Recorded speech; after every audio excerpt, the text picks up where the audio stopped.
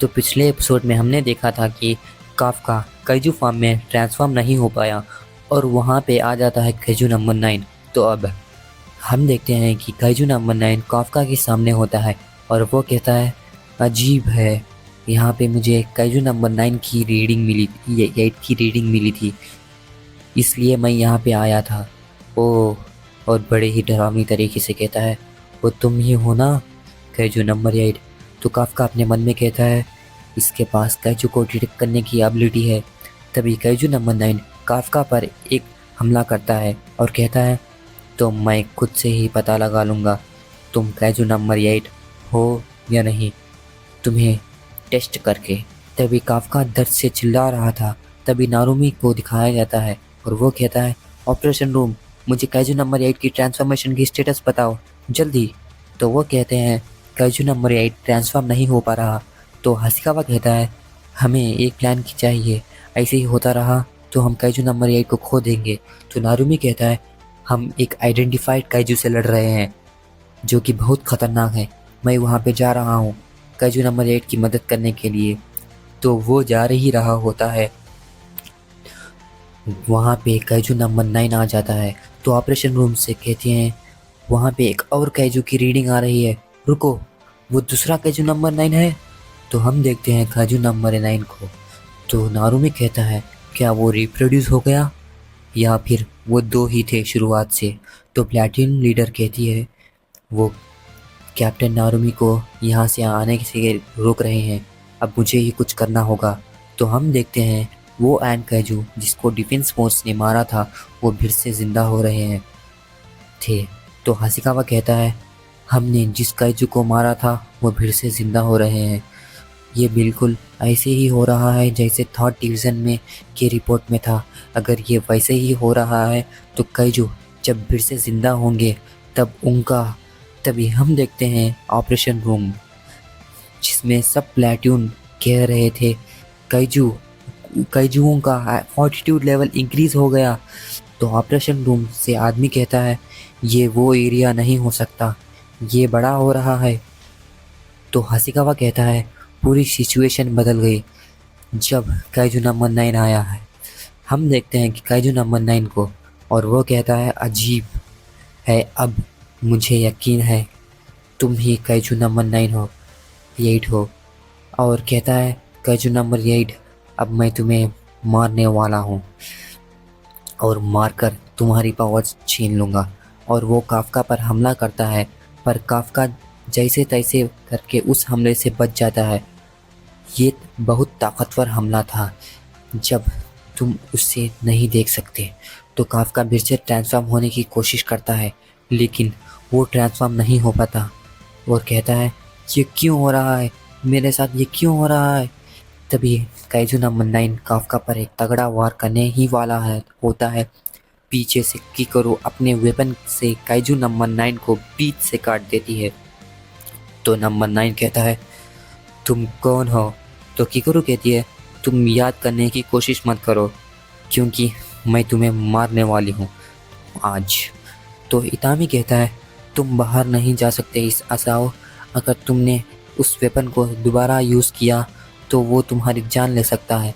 मैं जानता हूँ कि तुम उससे यूज़ करना चाहते हो, पर उसका बहुत ज़्यादा इस्तेमाल करने से तुम्हारी जान जा सकती है।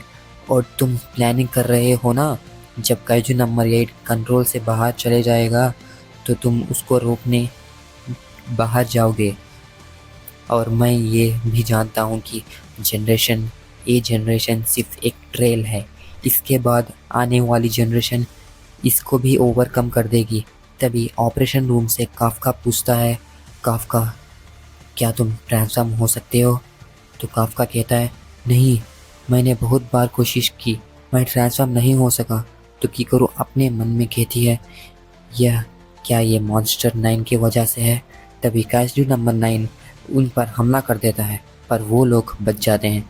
और किकरू कहती है, मैं उस पर बहुत ताकत से वार करूँगी, जब वो रिकवर हो रहा होगा तो तुम ट्रांसफॉर्म हो जाना काफ्का। और कहती है, मुझे तुम्हारी पावर्स चाहिए उसको हराने के लिए। और एक साथ उस पर हमला करने की कोशिश करते हैं लेकिन तभी काइजू नंबर 9 अपने आप को रिप्रोड्यूस करता है और काफका और किकरू पर एक साथ हमला करता है, पर वो लोग उस हमले से बच जाते हैं और काइजू नंबर 9 एक बिल्डिंग से चिपक कर किकरू पर हमला करता है और वो हमला किकरू को लग जाता है। लेकिन तभी किकरू बहुत तेज़ी से काइजू नंबर 9 पर हमला करती है और अपने मन में कहती है, मुझे हारना नहीं है, इस बार मुझे बचाना है। और हम देखते हैं कि किकरू और काइजू नंबर 9 के बीच बहुत ही भयंकर फाइट होती है। तो इतामी कहता है, किकरू बहुत तेज़ी से इम्प्रूव कर रही है, मैं उसको बचपन से जानता हूँ। तभी तभी हम देखते हैं कि किकरू का पास, जिसमें बताया जाता है कि Hikari Shinomiya commander of second unit भीड़ से एक और काइजू को हरा दिया और वो एक अच्छी इसी स्माइल के साथ सब न्यू ऑफिसर्स को वेलकम कर रही है। और बताया जाता है कि उसने नंबर 4 के सूट को पहना है, जो कि पूरे डिफेंस फोर्स में सबसे ताकतवर है और वो एक बहुत ताकतवर कमांडर है। और हम देखते हैं कि किकरू स्कूल में थी और सब लोग उसकी तारीफ कर रहे थे। किकरू, वो तुम्हारी मॉम है ना, वो कितनी कूल है, वाह। और हम देखते हैं किकरू के घर। तभी उसकी मम्मी वहाँ पर आती है तो किकरू कहती है, यस, ये हमारी मम्मी है, ये मेरी मम्मी है, और खुद कूद कर अपनी मम्मी के सिर पर आ जाती है। तो इसाओ कहता है, किकरू तुम्हारी मॉम बहुत थक गई है, उसको छोड़ दो। तो हम देखते हैं कि उसकी मम्मी किकरू को गोल गोल घुमा रही थी और कहती है, तुम एक अच्छी बच्ची हो किकरू। तो किकरू कहती है, आज क्या हुआ तुम्हें पता है मम्मी, हम शेल्टर में टीवी देख रहे थे, मैं और पूरे लोग कह रहे थे कि वो कूल है, वो कूल है, बहुत कूल, इसने पूरे लोगों को बचाया बिना किसी नुकसान के। तो हिकारी कहती है, वाह, तो बहुत अच्छी खबर दी। तभी हिकारी खड़ती है तो किकरू पूछती है, क्या तुम्हें चोट लगी है मम्मी। तो हिकारी कहती है, हाँ, क्योंकि वो काइजू थोड़ा स्ट्रॉन्ग था। तो फिक्र मत करो, मैं ठीक हूँ। तो किकरू कहती है, मैं डिफेंस फोर्स में ज्वाइन होंगी और तुम्हें बचाऊंगी।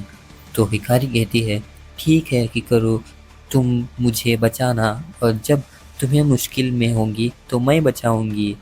अगले ही पैनल में हम देखते हैं कि हिकारी की फ़ोटो रखी हुई थी और वहाँ पे बहुत लोग आए थे और बताया जाता है कि अर्थक्वेक जो काइजू नंबर 6 की वजह से आया था वो बहुत नुकसान लायक, और हमने हमारी सेकेंड यूनिट की कैप्टन हिकारी शिनोमिया को खो दिया।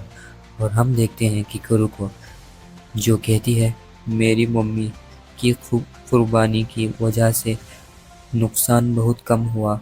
और हम देखते हैं कि किकरू रो रही थी और अपने मन में कहती है, मैं एक झूठी हूँ, मैं अपनी मॉम को बचा नहीं सकी, मुझे माफ़ करना मम्मी।